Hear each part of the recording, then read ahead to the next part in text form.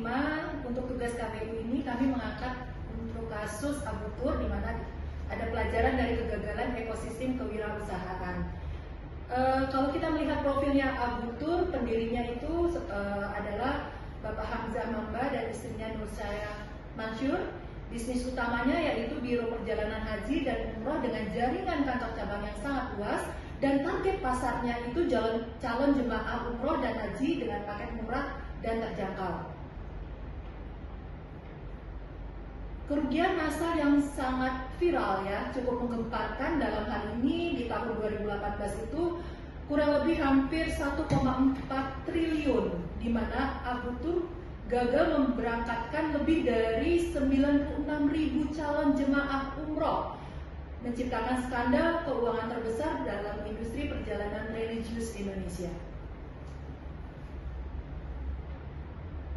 Kronologis kegagalan kalau kita simpulkan, yang pertama itu fase ekspansi, yang kedua itu masalah operasional, ketiga terungkapnya penipuan yang hampir total 1,4 triliun, dan yang keempat proses hukum. Oke, baik. Teori ekosistem kewirausahaan modern. Jadi ada dua teori. Yang pertama, Eisenberg menekankan pentingnya elemen kebijakan pemerintah, budaya kewirausahaan, pasar, pendanaan, dan dukungan bisnis dalam menciptakan ekosistem yang sehat. Kemudian Stamm berfokus pada interaksi dinamis antara aktor-aktor dalam ekosistem dan bagaimana interaksi tersebut mempengaruhi proses kewirausahaan.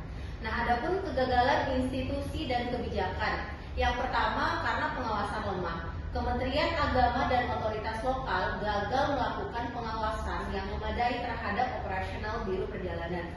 Yang kedua, kebijakan tidak tegas. Regulasi yang kurang ketat memungkinkan praktik bisnis tidak transparan berkembang tanpa kontrol. Dan yang ketiga, sistem perizinan. Proses perizinan yang tidak komprehensif gagal mengidentifikasi resiko operasional perusahaan. Baiklah, adapun interaksi pelaku usaha dan masyarakat itu yang pertama karena promonya menarik. Terus yang kedua kurangnya transparansi kepada calon jamaah. Terus yang ketiga kerugian massal di mana 96.000 jamaah itu menjadi korban penipuan.